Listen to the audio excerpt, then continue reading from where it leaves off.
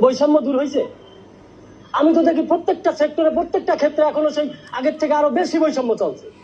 আওয়ামী লীগ সরকারের আমলে আমরা যে শান্তিটা পাইছি কোন সরকারের আমলে পাই নাই। আমাদের কাছে আওয়ামী লীগ সরকারই ভালো ছিল। কোন দিকে না দিছে, যার ঘর নাই হ্যাঁ ঘর করে দিছে, মানে ব্যাগ করে পোলা বান্ডা পড়ে থাকলে ওর বাতারা বন্ধ দিছে আওয়ামী লীগ সরকারে। বহুত কষ্টের মধ্যে আছি বাবা, বহুত কষ্টের মধ্যে আছি। কি বলবো তোমরা লোকে, আগে যে কামাইটা ছিল বর্তমানে বাবা এই কামাইটা আমাদের নাই।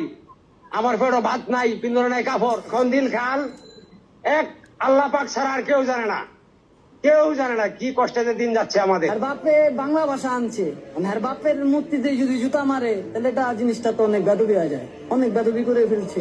শেখ হাসিনার স্বৈরাচার ফিরে আসুক এটা চান কি? অবশ্যই 2012 সালের পরের থেকে তো মানুষ এরকম উন্নয়ন দেখে নেই। আপনার আমার এটা কল্পনার বাইরে।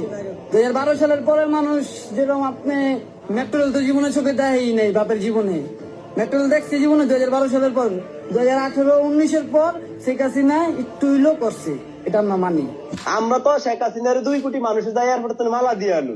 শুধু শেখ হাসিনার ডাকের অপেক্ষা আমরা সাধারণ মানুষ আছি।